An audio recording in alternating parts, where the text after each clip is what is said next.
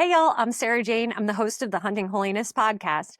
And today I have a really exciting episode for you. I had something else planned, but technology was not my friend. And so today we're going to do an impromptu episode specifically for all of my friends who do not feel comfortable being a guest on a podcast. Now, this has nothing to do with me. It's more about their personal comfort level with speaking in public or things like that.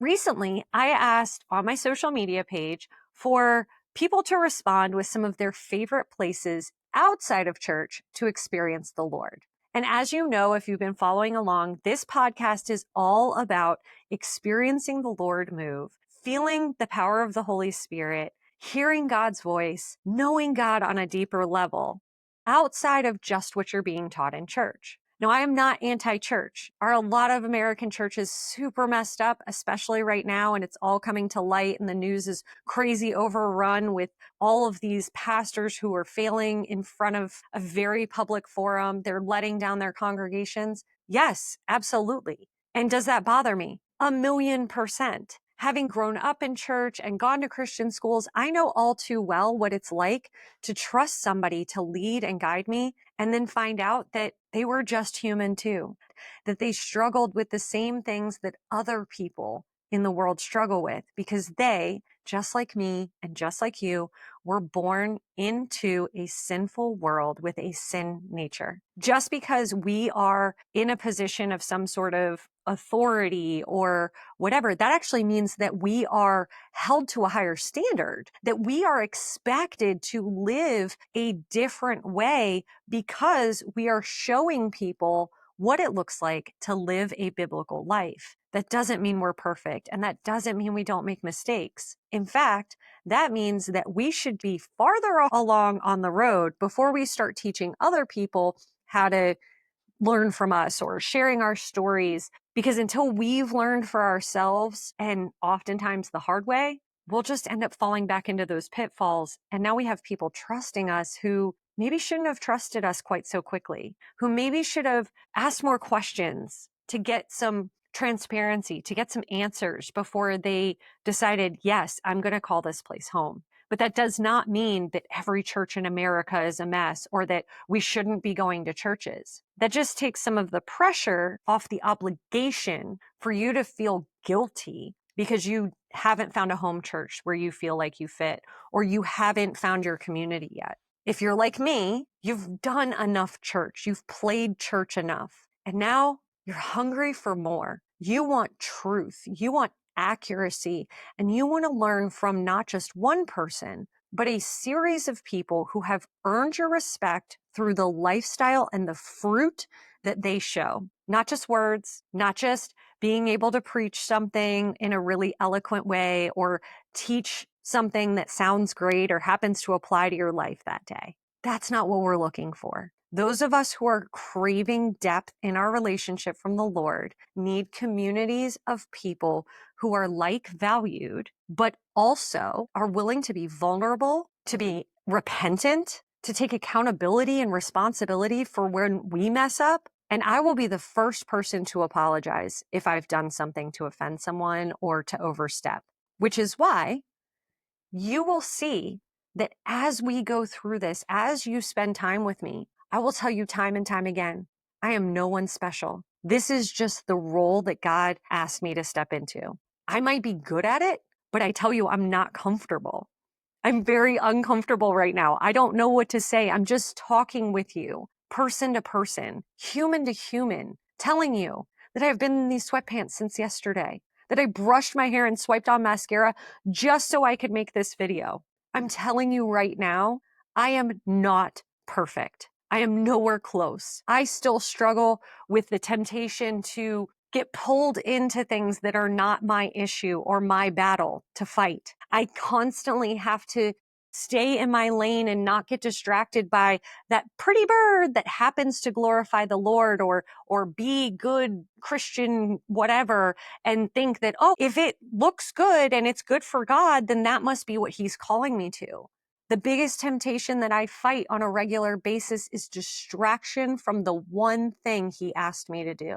And in this season, he asked me to do this podcast.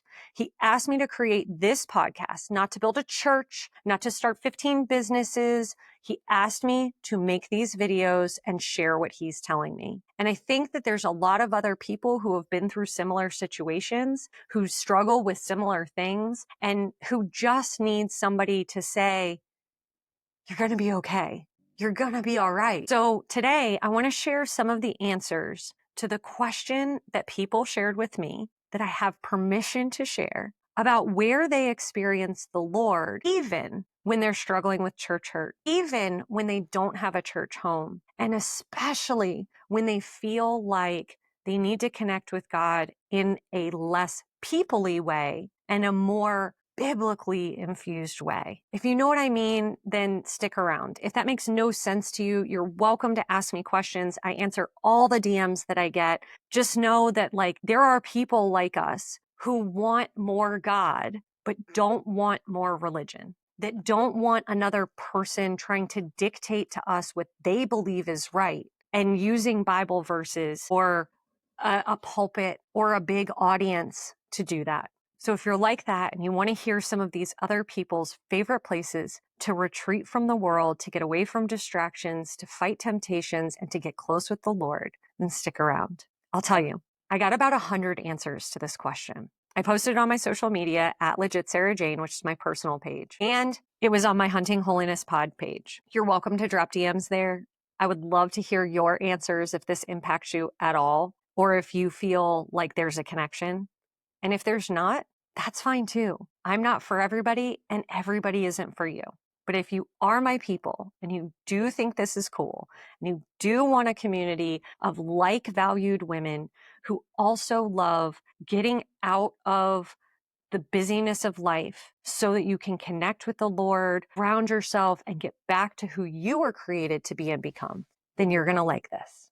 So this is so interesting. When I ask the question, where have you experienced the Lord the most often outside of church? Did you know that 98% of people told me somewhere in nature? Percent. That means 98 out of 100 people, I don't math so good, but that one was easy, told me that it's somewhere like the beach. Now, me being from Florida, obviously a lot of my friends follow me and stuff like that. And they're also from South Florida. And the beach is definitely a place that a lot of us go to just get away. The beach, the boat, fishing on the water, sitting on the jetty, going to the pier, all of those things are great. But what if you live in the Midwest or you live in Alabama like we do now, where the beach is really far away? Well, another really strong percentage of people said that they found the Lord the most in the woods. That's me. It's always been that way. Even growing up at the beach, I got more serenity, more peace, more solitude,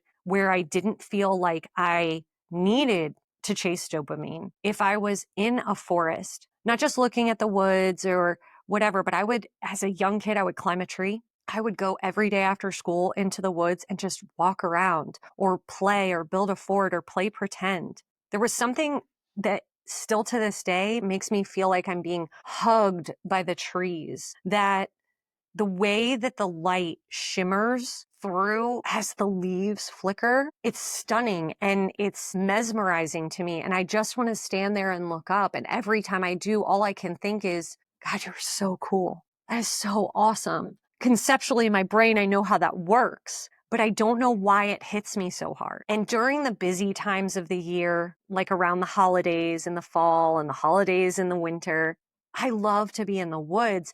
And I think, and I'm not 100% sure, but I'm thinking this out loud with you right now, that a lot of that is because it's an opportunity for me personally to go to my safe space, to get out of the distractions of all of the things and all of the expectations and all of the grind that is built up through the year, and just go get some peace. Biblically, Jesus did this too. Jesus used to often go off to be alone and talk with the Lord. He didn't go to a Bible study. Did he have things like a Bible study where he communed with other people and talked about how amazing God was? Yes, he did. but he also made time in his life to create space away from anyone else's thoughts or feelings or opinions or whatever they wanted to say. And he went and got quiet just with the Lord.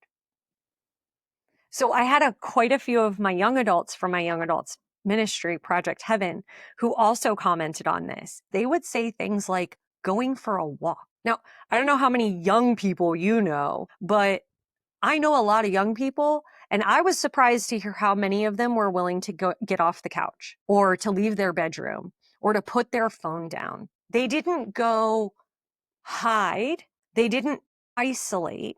They went out and went for a walk. Fresh air, sunlight, all of the things that God created for us to be healthy and to maintain our own mental, emotional, spiritual, and physical health. And nobody had to tell them to do that. Nobody had to pressure them into saying, you cannot be lazy. You have to get off the couch and go do something. They just figured out that getting outside, doing something even remotely active, breathing fresh air, and being quiet was life-giving. There was also a really small percentage, like 1 or 2 people, who said that they encountered the Lord the most in their room. That when they close the door and they sit on their bed and they open their Bibles, they have really, really great conversations with God. And I think this is important too. Even though this podcast is really directed towards women who love to get out and be outdoors and either hunt or fish or shoot or whatever, there is a period in our lives. There are seasons and individual moments where we can't get away. Whether you're a mom or a wife and there are expectations of carpools and soccer practices and dinners that need to get on the table and groceries that need to be gotten and diapers that need to be changed and bills that need to be paid. Sometimes there just is a season where you can't get away. You can't just leave your little kids in the house and be like, I'm going to be back in 20 minutes. That's just not possible for everyone. So it was also really encouraging to me that these people looked for God in a place in their busy homes. The 2 people who shared this with me, who said that they found God the most alone in their bedrooms after closing the door, are people who live still at home with their parents, who still have siblings at home, who have jobs and lives and friends and all of those things. Maybe they're going to school and there are many layers to what they're doing, but they can't just go back to their apartment and have peace and quiet. Maybe like you moms, that you just can't walk into an empty house because it's never empty. It's never just getting the house to yourself. But they have found that if they set a boundary and say, I'm going to go to my room and close the door and be quiet for a little while, that their families will respect that. And during that time, they can get some peace. They can not isolate, but create some space to focus on being just themselves, not so-and-so's sibling or so-and-so's mom or so-and-so's wife, just this person, just this daughter of God. And in that time, they have really incredible, meaningful interactions with the Lord. So I want to encourage you to find your safe place. I'm not talking like a safe space, whatever. I'm talking about how can you create time and space in your daily life where you can get in the car and not turn on a podcast or the radio and intentionally make the 20 minutes you sit in that car line your you time. Just time where you're not thinking about the next thing you need to do or the next errand you need to run or the next person you need to call back, but you can literally just get quiet enough to actually hear the Lord speak. How many of you can go and find a place where you can sit quietly, even for just 5 minutes? Maybe it's when you're in the shower. I know people who have the most interaction and most clarifying times with the Lord when they're in the shower, vulnerable, literally naked in front of the Lord.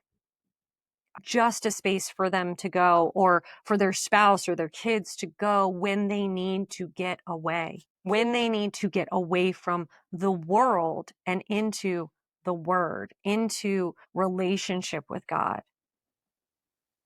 So I'm going to challenge you. If you can't go on a single hunt this year because of scheduling, if you can't get out on the lake or out in the ocean because you don't have access to a boat, if you can't schedule a vacation or a staycation just for yourself, don't be hard on yourself. Do start setting up conversations with your spouse or anybody else who lives in the house, even the littles, and say, sometimes I get overwhelmed. Sometimes I just need to be alone. Sometimes I need you to go to Daddy and ask the question. Daddy's so good at getting grapes. Daddy can get you grapes. Or, hey, husband, you know how nice it is when you just go out in the garage and you work on the car by yourself for a little while after work? I got to find something like that for me. I got to find a way to just create some space in my life so that I can reset and be ready to be the best mom, the best wife, the best daughter, the best sibling that I can be. And I can't do that right now. Do you have any good ideas of how maybe I could have, a couple hours a week or 30 minutes a day, or start a routine where every night after he gets home from work and gets changed, that he plays with the kids for an hour or makes dinner or picks up something so that you can put it down. And the most important thing I want you to take from this, if you take nothing else, is that you have to give yourself permission to do this, to find this space, to take this time, to set those boundaries, to look deeply into your life and say, where can I make room for me and God? And I'm telling you right now, this is not going to be the same as going to a Bible study. And this is not going to be the same as having coffee with a friend. And this is not going to be the same as getting dressed and dragging the whole family to church on Sunday morning and making sure everybody's fed and has their Bibles and is wearing matching shoes and dropping everybody off at kids' church and then finding your seats and saying hi to everybody.